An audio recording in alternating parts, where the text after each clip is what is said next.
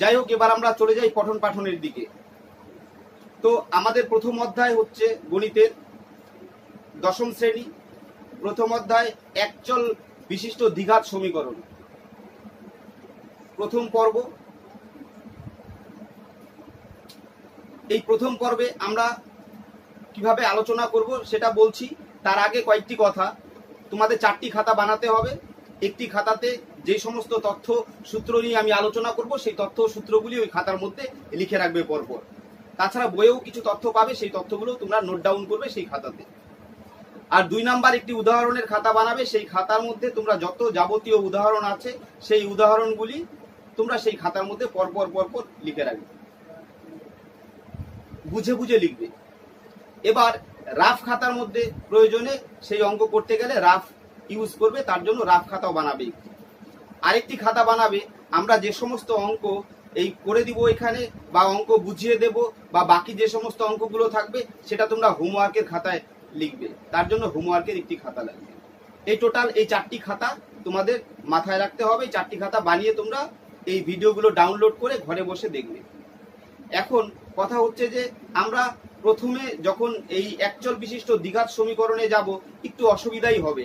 এর জন্য আমাদের কয়েকটি তথ্য সম্বন্ধে জানতে হবে। সেই একচল বিশিষ্ট দ্বিঘাত সমীকরণ করার আগে আমাদের জানতে হবে 1 নাম্বার চল। চল কি? চল সম্বন্ধে জানতে হবে। 2 নাম্বার জানতে হবে ধ্রুবক সম্বন্ধে ধারণা। 3 নাম্বার সমীকরণ সম্বন্ধে ধারণা।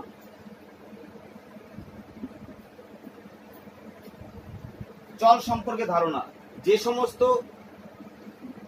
বীজগাণিতিক সংখ্যামালার মান পরিবর্তনশীল তাকে আমরা চল বলছি। চলকে সাধারণত x, y, z ইত্যাদি ধরে করা হয়, চলকে ইত্যাদি ধরা হয় সাধারণত। ধ্রুবক, যে সমস্ত বীজগাণিতিক সংখ্যামালার মান পরিবর্তনশীল নয়, যেই মান পরিবর্তন হবে না তাকে আমরা ধ্রুবক বলছি।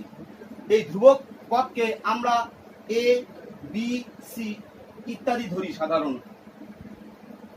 সমীকরণ কি? এক বা একাধিক চলের সমন্বয়ে যদি কোনো বীজগাণিতিক সমতার আকার আমরা পাই তাকে সমীকরণ বলি।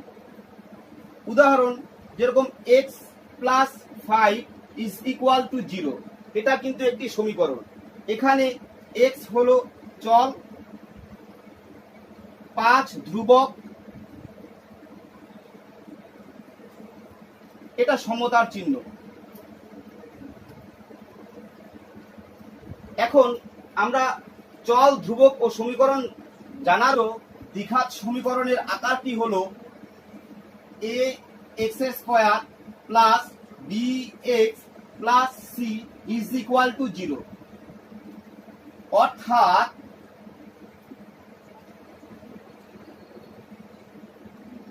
ax square plus bx plus c is equal to 0। এখানে x to the power cx to the power 0, x to the power 0 এর ভ্যালু 1। এখানে লিখতে পারি a হলো a সমান সমান x স্কয়ার এর সহগ, b সমান সমান x এর সহগ, c সমান সমান x টু দি পাওয়ার 0 এর সহগ, একে ধ্রুবক বলে। এবার কথাটা হচ্ছে এই যে দ্বিঘাত সমীকরণ আছে, এই দ্বিঘাত সমীকরণ নিয়ে আমরা আজ আলোচনায় আসলাম। তো এইটুক যাই আলোচনা হলো। আরেকটা কথা এখানে বলে দেই, এখানে a, b, c এরা কিন্তু সকলেই বাস্তব সংখ্যা, বাস্তব সংখ্যা, এবং a not is equal to 0, a 0 হবে না। a যদি 0 হয় তাহলে এটি দ্বিঘাত সমীকরণই হবে না। এই যা তথ্য আলোচনা করেছে এই তথ্যগুলো সূত্রের খাতার মধ্যে লিপিবদ্ধ করে আমরা চলে যাব উদাহরণের দিকে। বইয়ে কিছু উদাহরণ আছে, সেই উদাহরণগুলো তোমরা একে একে বুঝবে, প্রয়োজনে রাফ খাতার সাহায্য নিবে। নিয়ে তোমরা উদাহরণগুলো করে ফেলবে। উদাহরণগুলো হয়ে গেলে তারপরে চলে যাবে কোষে দেখি 1.1-এ। এবার কোষে দেখি 1.1-এ আমরা যাব।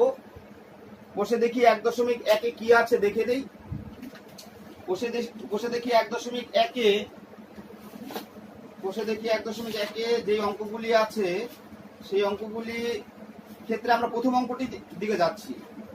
প্রথম অঙ্কটি আছে, নিচের বহুপদী সংখ্যামালার মধ্যে কোনটি অথবা কোনগুলি দ্বিঘাত বহুপদী সংখ্যামালা বুঝে লিখি।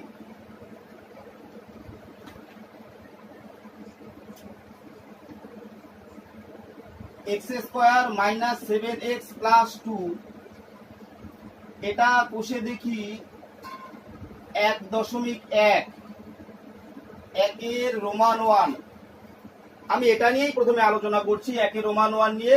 x² - 7x + 2 এই যে বহুপদী সংখ্যামালাটি আছে, এই সংখ্যামালাটি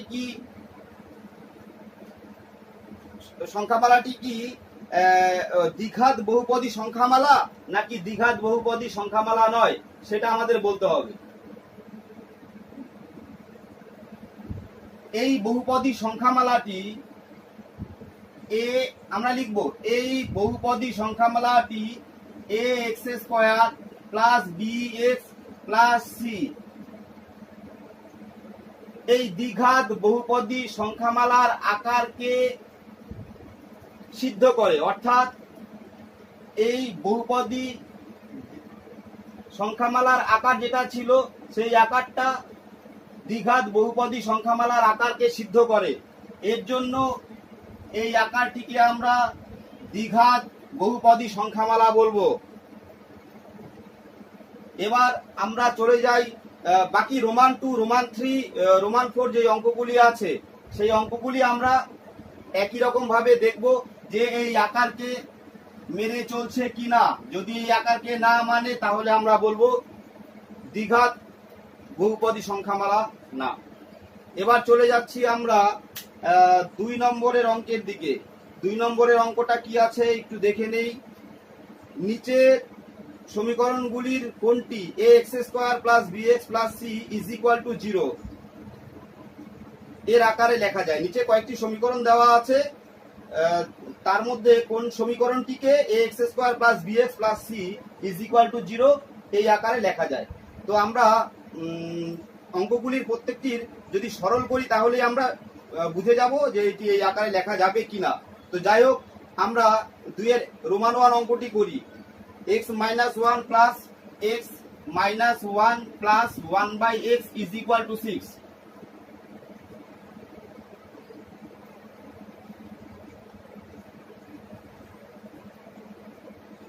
এবার আমরা এই 2 এর রোমান 1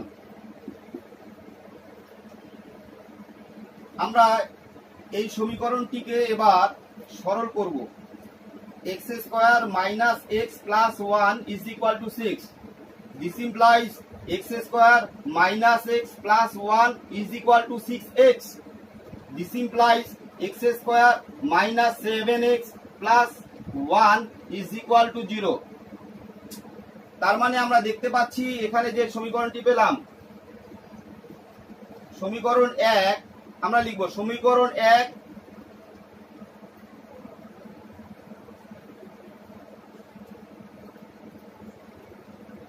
ax² + bx + c = 0 এর আকারে লেখা যায়। সমীকরণ 1 কে এত এর আকারে লেখা যায়।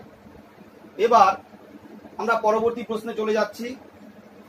পরবর্তী প্রশ্ন 3 নাম্বারটা সহজ আছে। 4 এর রোমান 1টা করে দিই। 4 এর রোমান 1 কি বলেছে? a - 2 * x² + 3x + 5 a - 2 * x² + 3x + 5 = 0। 4 এর রোমান 1। এবার এই অঙ্কটির ক্ষেত্রে আমরা একটা কাজ করব। বলছে সমীকরণটি এ এর কোন মানের জন্য দ্বিঘাত সমীকরণ হবে না। সমীকরণটি এ এর কোন মানের জন্য দ্বিঘাত হবে না বার করতে হবে। তো আমরা একটা কাজ করব,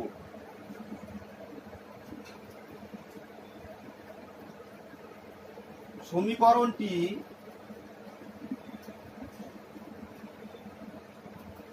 দ্বিঘাত হবে না যখন a - 2 = 0 হবে, অর্থাৎ a = 2 হবে। এর মান 2 হলে পরে এটি দ্বিঘাত সমীকরণ হবে না, কারণ a - 2 যদি 0 হয়ে যায় তাহলে এই টার্মটাই চলে যাবে, তখন এটি আর দ্বিঘাত সমীকরণ থাকবে না। হয়ে গেল। এবার আমরা চলে যাই পরের প্রশ্নে। পাঁচের আগে কয়েকটা, তার আগে আছে 4-এর রোমান 1, রোমান 2, রোমান 3। এই অঙ্কগুলি খুবই সহজ, একবার দেখলে পরেই হয়ে যাবে। তো তোমরা একটু বাড়িতে দেখবে, দেখে করে ফেলবে। এবার চলে যাচ্ছি 5-এর রোমান 1। 5-এর রোমান 1 কিভাবে করবো আমরা সেটা একটু আলোচনা করছি। 5-এর রোমান 1 বলেছে 42কে এমন দুটি অংশে বিভক্ত করি যাতে এক অংশ অপর অংশের বর্গের সমান হয়। আমরা ছোট্ট একটি, এর অঙ্কটি করার আগে ছোট একটি গল্প বলি। যেরকম 5 মিটার একটি লাঠি আছে, 5 মিটার একটি লাঠি আছে, এর থেকে যদি আমি 3 মিটার কেটে নেই, মানে একটা টুকরা যদি 3 মিটার হয়, একটা টুকরা যদি 3 মিটার হয়, তাহলে আরেকটা টুকরা কত হবে? 5 - 3 = 2 মিটার। তো যাই হোক, একটা যদি 3 হয়, আরেকটা হবে 5 - 3। তো সেই হিসাবেই 42কে যখন আমরা, যদি এটা যদি 42 মিটারই দৈর্ঘ্য হয়, লাঠিটির দৈর্ঘ্য যদি 42ই হয়, তাহলে এখান থেকে এতটুকু যদি x হয়, তাহলে বাকিটুক দৈর্ঘ্য কত পাবো? 42 - x। তো এভাবেই আমরা অঙ্কটি করব। মনে করি একটি অংশ x এবং অপর অংশ 42 - x। এখন শর্তানুসারে আমরা লিখব, বলছে কি এই দুটি সংখ্যার মধ্যে একটি অপরটির বর্গের সমান, তাহলে এটির বর্গ যদি করে দেই তাহলে এটির সমান হয়ে গেল। সুতরাং এটাকে একটু সাজিয়ে লিখি, x² + x - 42 = 0 হয়ে গেল দ্বিঘাত সমীকরণের আকার। একই রকম ভাবে তোমরা রোমান 2, রোমান 3 অঙ্কগুলি করবে। এবার আমরা 6-এর অঙ্কগুলিতে যাচ্ছি। 6-এর অঙ্ক কি আছে? 6-এর রোমান 1। 6-এর রোমান 1টা কি বলেছে আমরা একটু দেখে নেই। 6-এর রোমান 1 বলেছে, 6-এর রোমান 1 বলেছে দুটি স্টেশনের মধ্যে দূরত্ব 300 কিলোমিটার। দুটি স্টেশনের মধ্যে দূরত্ব 300 কিলোমিটার। আর কি বলেছে? একটি ট্রেন প্রথম স্টেশন থেকে সমবেগে দ্বিতীয় স্টেশনে গেল। ট্রেনটির গতিবেগ ঘন্টায় 5 কিলোমিটার বেশি হলে ট্রেনটির দ্বিতীয় স্টেশনে যেতে 2 ঘন্টা কম সময় লাগতো। আচ্ছা, ঠিক আছে। তো এখানে স্টেশন এ, এই এ স্টেশন, এই স্টেশন যদি বি স্টেশন হয়, তাহলে যে ট্রেনটি যাচ্ছে সেই ট্রেনটি প্রথমে, মনে করি প্রথমে ট্রেনটির গতিবেগ x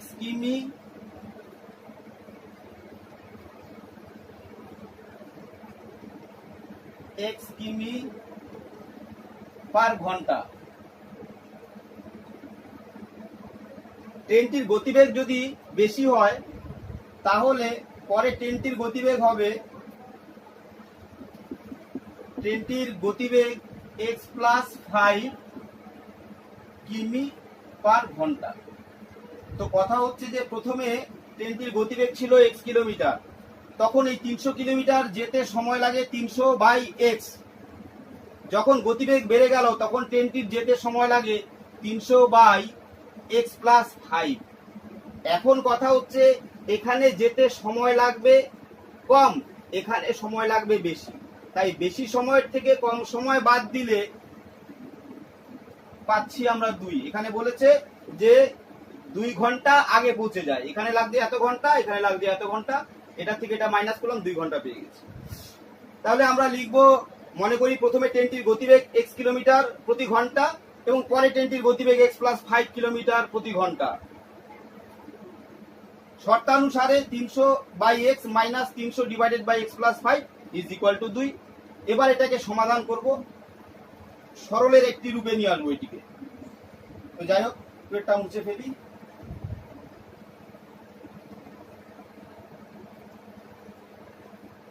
এবার আমরা একটা কাজ করব, দিস ইমপ্লাইজ 300 কমন থাকছে 1/x minus 1/x+5 bracket close = 2। This implies 300 into নিচে পাচ্ছি আমরা x into x+5 x+5 minus x = এই 300 কে 300 দিয়ে দুপাশে ভাগ করে দিলে হবে 2/300। এবার আমরা একটা কাজ করব, this implies x x cancel, এটা ক্যান্সেল হয়ে হয় 150। 5 দিয়ে এটাকে গুণ করব, এটাকে গুণ করলে হবে x² প্লাস 5x, এদিকে গুণ করলে হবে 750। This implies x² plus 5x minus 750 = 0। এবার আমরা পেয়ে গেলাম দ্বিঘাত সমীকরণের আকার। এই আকারটি আমরা মনে রাখব।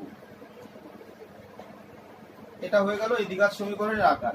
আমাদের এই আকারটির কথাই বলেছে, হয়ে গেল আকারটি। এবার আমরা পরের অধ্যায়ে যাই। তার আগে কয়েকটি কথা বলি যে এখানে কতগুলি অঙ্ক দেখা যাচ্ছে, রোমান 4, 5, রোমান 6। এই অঙ্কগুলি খুবই সহজ, এই অঙ্কগুলি একবার করে দেখলে পরে হয়ে যাবে, কোনো সমস্যা হবে না। তো তোমরা একটু বাড়িতে ভালো মতন দেখলে পরে পেরে যাবে। এবার আমরা পরবর্তী এক্সারসাইজ 1.1 এ যাওয়ার আগে কয়েকটি কথা বলে নেই, সূত্র সংক্রান্ত একটু আলোচনা করি। এই আলোচনা, যদি কোনো দ্বিঘাত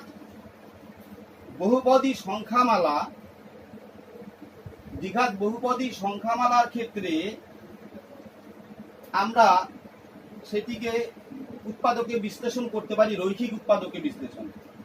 আসল কথা কি, যখন আমরা কোনো দ্বিঘাত সমীকরণের বীজ নির্ণয় করব, সেই দ্বিঘাত সমীকরণের বীজ নির্ণয় করার জন্য আমাদের উৎপাদকে বিশ্লেষণ করা প্রয়োজন। তো সেটা নিয়ে একটু আলোচনা করছি। দেখা যাক ax² plus bx plus c = 0। এটি একটি দ্বিঘাত সমীকরণের আকার। আমরা যখন এর বীজ নির্ণয় করব তখন এই যে দ্বিঘাত বহুপদী দ্বিঘাত যে সংখ্যামালাটা আছে, যেরকম ax² plus bx plus c, একে আমরা আগে উৎপাদকে বিশ্লেষণ করব। এটাকে উৎপাদকে বিশ্লেষণ করলে যদি আমরা পাই x minus l into x minus m, তখন এটিকেও শূন্যের সঙ্গে তুলনা করব, আবার এটিকেও শূন্যের সঙ্গে তুলনা করব। এইটাকে শূন্যের সঙ্গে তুলনা করলে আমরা x এর ভ্যালু l পেয়ে যাব। এখান থেকেও আমরা x মাইনাস m আছে, শূন্যের সঙ্গে তুলনা করে x এর ভ্যালু আমরা m পেয়ে যাব। তো যাই হোক, আমি বলছি, যদি থাকে কোনো দ্বিঘাত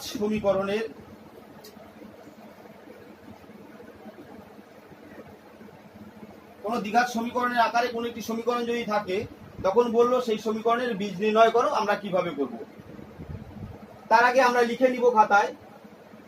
এই যে দ্বিঘাত সমীকরণটি আছে, এই দ্বিঘাত সমীকরণের বহুপদী দ্বিঘাত যে সংখ্যামালা আছে, যেই বহুপদী সংখ্যামালাটাকে আমরা দুটি রৈখিক উৎপাদকে বিশ্লেষণ করব। একে দুটি রৈখিক উৎপাদকে বিশ্লেষণ করে পরে শূন্যের সঙ্গে তুলনা করব, তারপরে আমরা কিন্তু দুটি বীজ পেয়ে যাব। একটি উদাহরণ দিয়ে বুঝাচ্ছি আমি। যদি x² plus x minus 132 is equal to 0 একটি দ্বিঘাত সমীকরণ আছে। এই দ্বিঘাত সমীকরণের বহুপদী দ্বিঘাত সংখ্যামালাটা হলো x square plus x minus 132। একে আমরা উৎপাদকে বিশ্লেষণ করব, রৈখিক উৎপাদকে বিশ্লেষণ করলে পাবো আমরা এক্স মাইনাস 11 এক্স প্লাস 12 হয়ে গেল।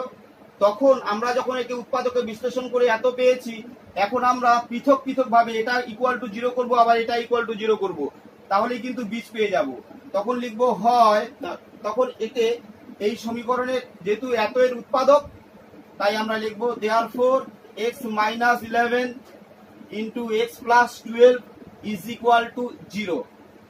এবার লিখবো হয় এক্স মাইনাস 11 ইকুয়াল টু 0, অর্থাৎ x is equal to 11, নতুবা x plus 12 is equal to 0, অর্থাৎ x is equal to minus 12। আমরা এখান থেকেও পেয়ে গেলাম। একই রকম ভাবে আমরা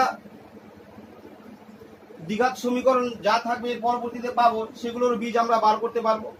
তো এর আগে আমি আরেকটা কথা বলি, এই যে আকারটি হলো, এই আকারটিকে কিন্তু এই P ইন্টু কিউ, যেরকম P Q is equal to 0 হলে P সমান সমান 0 হবে, হয় P সমান সমান 0, নতুবা হয় P সমান সমান 0 নতুবা Q সমান সমান 0। এখানে P এবং কিউ উভয়ই বাস্তব সংখ্যা, এটা মনে রাখতে হবে। এটা বাস্তব সংখ্যা, এতটুকু মনে রাখতে হবে। এগুলো সবই ফর্মুলার খাতায় চলে যাবে। এবার আমরা দ্বিঘাত সমীকরণের বীজ বার করতে পারলাম। এখন আমাদের করতে হবে কোনো একটি কোনো দ্বিঘাত সমীকরণের বীজ যদি আমরা জানি, সেই বীজটি ওই দ্বিঘাত সমীকরণে বসালে সেই সমীকরণটি বীজ দ্বারা সিদ্ধ হবে। তো আমরা কিভাবে করছি, তো মনে করি ধরা যাক A X square plus B X plus C is equal to 0 একটি দ্বিঘাত সমীকরণ। এই সমীকরণ এর 1 নং এর একটি বীজ সমান সমান আলফা হলে A alpha square plus B alpha plus C is equal to 0 হবে।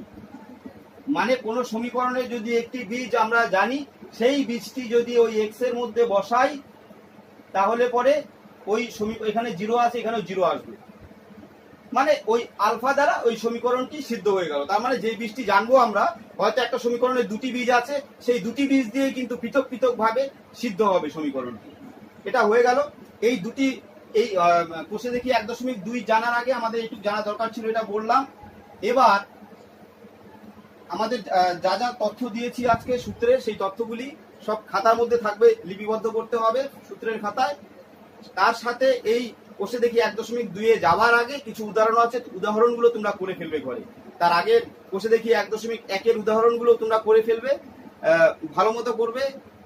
আর অ্যাকচুয়ালি যতক্ষণ করবে ততক্ষণ মন দিয়ে করবে। আর ইউটিউব থেকে ভিডিওটি ডাউনলোড করে নিবে আর পজ করে করে তোমরা দেখবে, তাহলে সমস্যা হবে না। তো আজকে এই বলেই আমরা শেষ করছি। আর এর পরের দিন আমরা দ্বিতীয় পর্বে চলে যাব। তার আগে একটি কথা,